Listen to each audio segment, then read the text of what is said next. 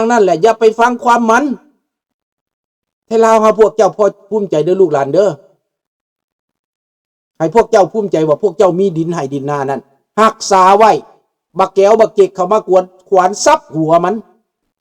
เอาขวานซับหัวมันเท่านั้นบ่แม่นความรุนแรงเด้อบอกนี่นะบักใดล่ำกืนแดนของเฮานะเฮารักษาไว้บักจิกบักแก้วสิมาญาตินะรักษาไว้เด้อลูกหลานเด้อความหมายของลุงก็คือให้พวกเจ้าปกปักรักษาทรัพย์ในดินสินในน้ำเพื่อลูกหลานพวกเจ้าให้พวกเจ้ามองเห็นสิ่งที่พวกเจ้าว่าบ่แม่นนะให้มันกลายเป็นความสุข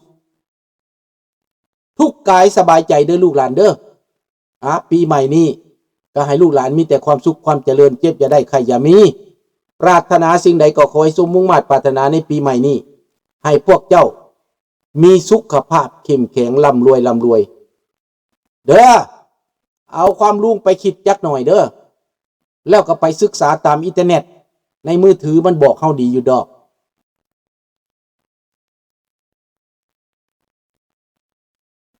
บักเจกมันมาหาว่าแทกดินประชาชนบ่มากระทุนยิงโลดให้เด็กน้อย 2-3 ปีอันเด็กน้อย 7-8 ปีนะเอามากระทุนยิงตามันโลด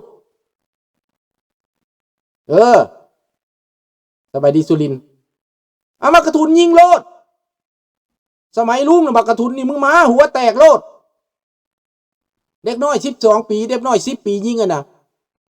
ห่วยใกล้บ่ได้ไหนมาใกล้ลุงน่ะพวกโจรนี่ปบลุงย้อนมากระทุนได้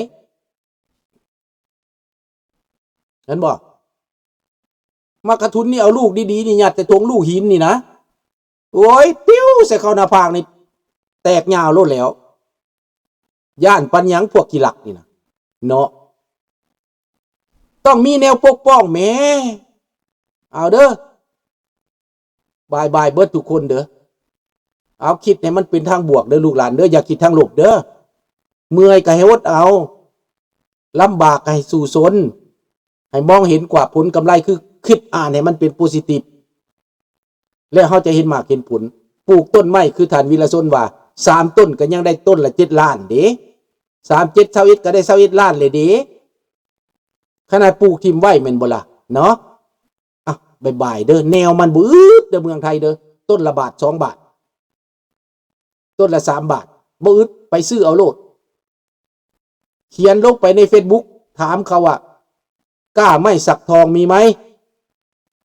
ได้โลดเด้อเอาบายเด้อทุกคนอำลาพระจากเท่านี้